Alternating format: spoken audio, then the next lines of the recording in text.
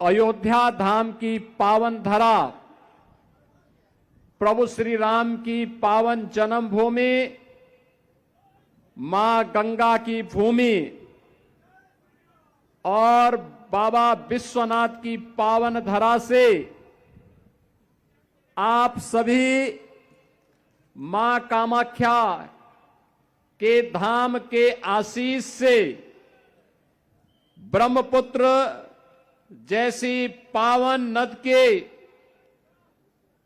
अविसंचित और असम की इस पावन धरा को, जिस पावन धरा ने अपने गौरवशाली अतीत के लिए इस पूरे क्षेत्र को और पूरे भारत को गौरवान्वित किया है, ऐसे सिंगरी गुप्तेश्वर महादेव की इस पावन धरा को कोटि कोटि नमन करते हुए मैं आप सबका हृदय से अभिनंदन करता हूं।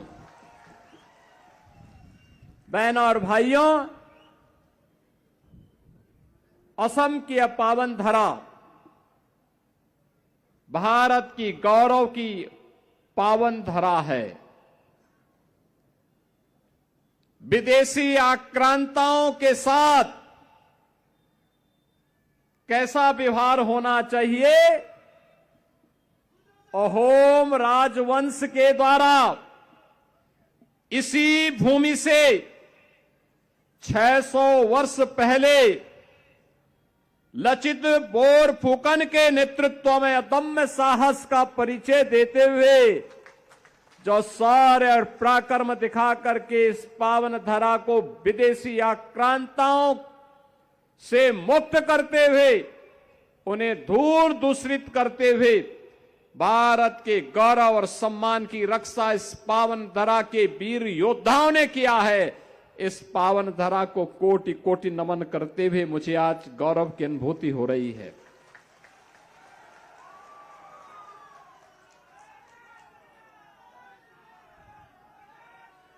एक और मां कामाख्या का आशीर्वाद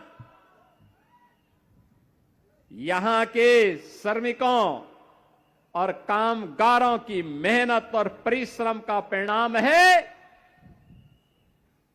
कि यहां की चाय दुनिया के बाजारों में, दुनिया के घरों में लोगों को एक नई स्फूर्ति प्रदान करती है। तो दूसरी ओर संगीत और संस्कृति का अद्भुत संगम कैसे होना चाहिए, इसी पावन धरा के महासपूत भारत रत्न भूपेन हजारिका इसी पावन धरा ने देश को दिया था। याद करिए, ये वही धरा है बहनों और भाइयों, जिस धरा ने देश को विपरीत परिस्थितियों में एक नई पहचान देने का काम किया। और वह पहचान है जिस पहचान के बल पर आज पूरा भारत गौरव की अनुभूति करता है। बहनों और भाइयों, ये भारतीय जनता पार्टी की सरकार है, जिस सरकार ने आज इस पावन धरा से जुड़ी हुई इन विभूतियों को, उनके देश के प्रति योगदान को, असमिया संस्कृति को संरक्षण करने के कारण उन्हें सम्मानित करने का काम किया है। और उस परंपरा में याद करिए, आज के भारत के यशस्वी प्रधानमंत्री श्री नरेंद्र मोदी जी ने संगीत और संस्कृति के लिए असम के महानायक के रूप में भूपेन हजारिका को 2019 का भारत रत्न देकर के भारत रत्न की परंपरा को गौरवान्वित करवाया। सरदार अटल बिहारी वाजपेयी जी जब प्रधानमंत्री थे 1999 में, उन्होंने इसी पावन धरा के महान सपूत श्री गोपीनाथ बोरदोलोई को भी भारत रत्न देकर के सम्मानित करने का काम किया था। वैष्णव परंपरा में श्रीमंत शंकर देव की परंपरा हो या माधव देव की परंपरा, ये असम ने ही उसे देश और दुनिया तक पहुंचाने में अपना योगदान किया। जो धरा संगीत और संस्कृति की, अन्नदाता किसानों के संरक्षण की भूमि रही हो, जिसने विदेशी आक्रांताओं को धूल दूषित किया हो, उस पावन धरा के सामने कांग्रेस ने यूडीएफ के साथ मिलकर के पहचान का संकट खड़ा किया। यह पहचान का संकट किसी एक क्षेत्र में नहीं था, असमिया जाति के सामने, यहां की माटी के सामने, यहां की बेटी के सामने ये पहचान का संकट किसी ने खड़ा किया था। ये कांग्रेस और यूडीएफ का अघोषित समझौते के कारण हुआ था। तुष्टीकरण की नीति पर चल करके इन्होंने असमिया पहचान को पूरी तरह समाप्त करने का कुत्सित प्रयास किया। इन्होंने यहां की माटी के साथ घुसपैठियों को घुसा करके असम के सामने पहचान का संकट खड़ा किया। शासन की, असम के नागरिकों की, असम की बहनों की, असम के नौजवानों के हक पर घुसपैठियों के माध्यम से डकैती डलवाने का काम किया। भेटी के माध्यम से असमिया संस्कृति को इन्होंने पूरी तरह समाप्त करने की साजिश रची। लेकिन जब प्रधानमंत्री मोदी जी के नेतृत्व में दिल्ली में सरकार बनी, असम के अंदर डबल इंजन की सरकार आई, पहले श्री सर्बानंद सोनोवाल जी के नेतृत्व में और फिर आज के लोकप्रिय मुख्यमंत्री श्री हेमंत बिस्व शर्मा जी के नेतृत्व में जब यहां पर फिर से सरकार बनी, तो बहनों और भाइयों, अब असम चाय की स्फूर्ति के साथ साथ चिप उत्पादन करने का भी एक नया केंद्र बन गया है। अब डबल इंजन की ये सरकार असम के पहचान को तो संरक्षित कर ही रही है। असमिया संगीत, असमिया संस्कृति, असमिया से जुड़े हुए महापुरुष, उनके नायक, महानायक, योद्धा, इन सबको तो सम्मान मिल ही रहा है। अब असम में विकास और विरासत का एक अद्भुत समन्वय देखने को मिल रहा है। याद करिए, मां कामाख्या का कॉरिडोर का निर्माण हो रहा है, श्रीमंत शंकर देव का कॉरिडोर और वहां की भूमि के संरक्षण का कार्य नए सिरे से प्रारंभ हुआ है। गरीबों को मिलने वाली योजना का लाभ बिना भेदभाव के उन तक पहुंचेगा। डबल इंजन सरकार ने 10 वर्ष के अंदर वह करके दिखाया है। पहले यहां के गरीब का राशन विदेशी घुसपैठिए खा जाते थे। आज असम के हर नागरिक को राशन की सुविधा का लाभ मोदी जी के नेतृत्व में और हेमंत बिस्व शर्मा जी के नेतृत्व में प्राप्त हो रहा है। उज्ज्वला योजना में रसोई गैस का सिलेंडर मिल रहा है। प्रधानमंत्री आयुष्मान भारत की स्कीम के तहत हर गरीब को 5 लाख रुपए का स्वास्थ्य की सुविधा उपलब्ध करवाने का कार्य हो रहा है। प्रधानमंत्री आवास योजना में आवास है तो नौजवानों के लिए रोजगार और नौकरी की सुविधा भी है। यहां पर अब चाय बागान में कार्य करने वाली बहनों के लिए वहां पर कार्य करने वाले कारीगर और नौजवानों के लिए भी एक स्पेशल पैकेज की व्यवस्था है। असम के लोगों को सुविधा मिलेगी, उनका संरक्षण होगा, लेकिन एक एक घुसपैठी को निकाल बाहर करेंगे। यह भी डबल इंजन सरकार का एक संकल्प है। बहनों और भाइयों,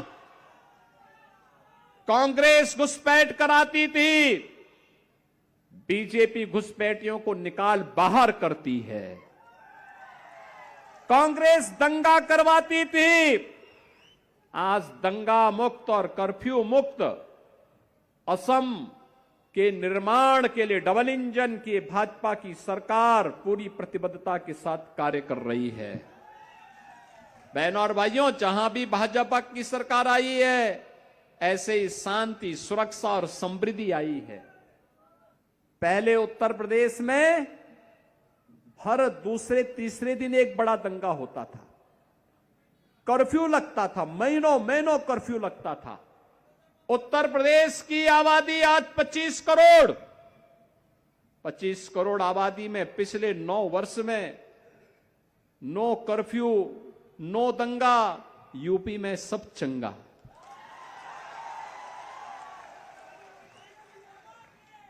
पांच 500 वर्षों में जो काम नहीं हो पाया, आज अयोध्या में श्री राम जन्मभूमि पर भगवान राम का भव्य मंदिर का निर्माण हो गया। भव्य राम मंदिर का निर्माण हो गया।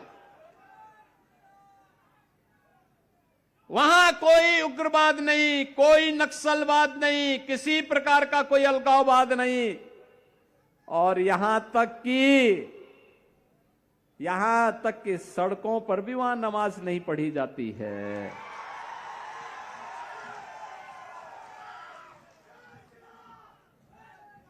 नहीं पढ़ी जाती है। ये भाजपा की डबल इंजन सरकार लैंड जेहाद और लव जेहाद का भी पूरी तरह सफाया करने के लिए कृत संकल्पित है। ये केवल और केवल इसकी गारंटी बीजेपी और एनडीए दे सकती है, कांग्रेस नहीं दे सकती, यूडीएफ नहीं दे सकती, क्योंकि इनको तो घुसपैठियों का वोट चाहिए, देश की कीमत पर वोट चाहिए। नौजवानों के सामने पहचान का संकट खड़ा करके ये लोग देश की सुरक्षा पर सेंध लगाने वाले लोग हैं। अफवाह पैदा करके लोगों को गुमराह करने वाले लोग हैं। मोदी जी के नेतृत्व में जो कहा वह करके दिखाया। याद करिए, मोदी जी जितनी बार पूर्वोत्तर के भारत में आए हैं, कांग्रेस के 60 वर्ष में, कांग्रेस के शासनकाल में कोई प्रधानमंत्री इतनी बार नहीं आया होगा। मोदी जी ने पूर्वोत्तर भारत की 78 यात्राएं की हैं अपने 11 वर्ष के कार्यकाल में। अकेले असम की 36 यात्रा की है, तब यहां सुरक्षा, शांति और सुशासन का माहौल खड़ा हुआ है। कनेक्टिविटी जो 60 वर्ष में कांग्रेस नहीं कर पाई, रोड की कनेक्टिविटी 4 लेन एंड 6 लेन की हाईवे के साथ, रेल की कनेक्टिविटी पूर्वोत्तर के हर राज्य तक, एयर कनेक्टिविटी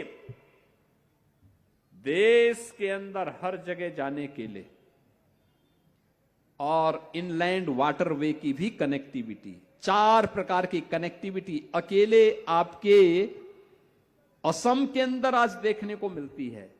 रोड की कनेक्टिविटी हो, रेलवे की कनेक्टिविटी हो, एयर की कनेक्टिविटी हो, या फिर इनलैंड वाटरवे की कनेक्टिविटी, ये डबल इंजन की सरकार का मोदी जी के नेतृत्व में किया गया कार्य है, जो आज असम को एक नई पहचान दिला रहा है। याद करिए, पहले मेडिकल कॉलेज नहीं थे, इंजीनियरिंग कॉलेज नहीं थे। आज असम के अंदर ये डबल इंजन की सरकार ने मेडिकल कॉलेज भी बनाए हैं, इंजीनियरिंग कॉलेज भी बनाए हैं। एम्स भी बनाया है, एनआईटी दिया है, आईआईटी दिया है, आईएम दिया है और वर्ल्ड क्लास संस्थान का एक केंद्र आज पूर्वोत्तर भारत बना है, असम बना है। पहले नौजवानों के हक पर घुसपैठिए काबिज हो जाते थे। असम के लोगों का राशन घुसपैठिए डकार जाते थे और अब हर असम के नागरिक को उसका हक प्राप्त कराने की गारंटी मोदी जी के नेतृत्व में डबल इंजन की सरकार ले रही है। और इसीलिए तो मैं कहने के लिए आया हूं, अयोध्या में राम मंदिर का निर्माण और काशी विश्वनाथ धाम का भव्य निर्माण हो जाता है तो मां कामाख्या का भव्य कॉरिडोर का निर्माण भी उसी भव्यता के साथ होना है, तय है। और इसकी गारंटी केवल और केवल डबल इंजन की भाजपा की सरकार दे सकती है, कांग्रेस नहीं देगी। इन नौजवानों को रोजगार की गारंटी और इन बहनों को सुरक्षा की गारंटी और स्वावलंबन की गारंटी केवल भारतीय जनता पार्टी की डबल इंजन सरकार दे सकती है। ये कांग्रेस और यूडीएफ नहीं दे सकती। ये लोग सुरक्षा में सेंध लगाने वाले लोग हैं, घुसपैठियों को भारत की संस्कृति के साथ खिलवाड़ करवाने वाले लोग हैं। इन पे विश्वास नहीं किया जा सकता और इसीलिए मैं आप सबसे अपील करने के लिए उत्तर प्रदेश की धरा से विशेष रूप से असम की इस धरा पे आया हूं, आप सबसे विनम्र अपील करने के लिए। हमारे यहां पर बरसोला से डबल इंजन की सरकार ने जो काम किया है उसके दम पर से हेमंत बिस्वा शर्मा जी को दोबारा मुख्यमंत्री बनाने के लिए और असम के अंदर बीजेपी की हैट्रिक लगाने के लिए सी ऋतुवरण शर्मा को इस विधानसभा क्षेत्र से प्रत्याशी बना करके उतारा है।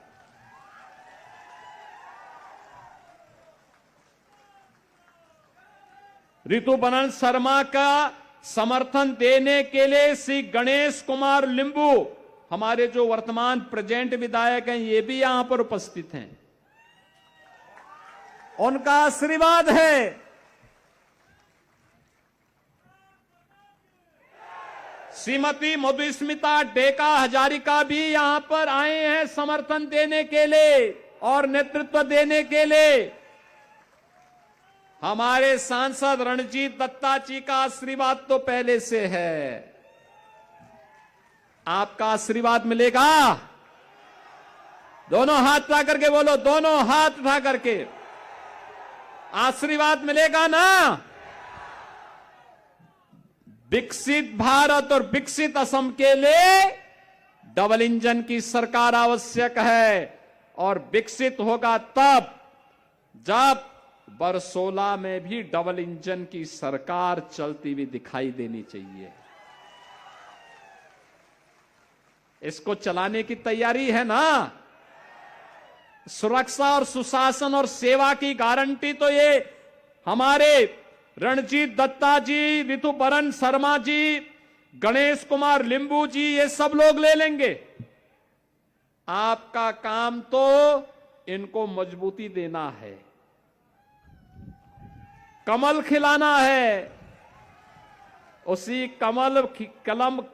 कमल में मां कामाख्या का आशीर्वाद इनको प्राप्त होगा और मां लक्ष्मी समृद्धि लाने का काम कर देगी।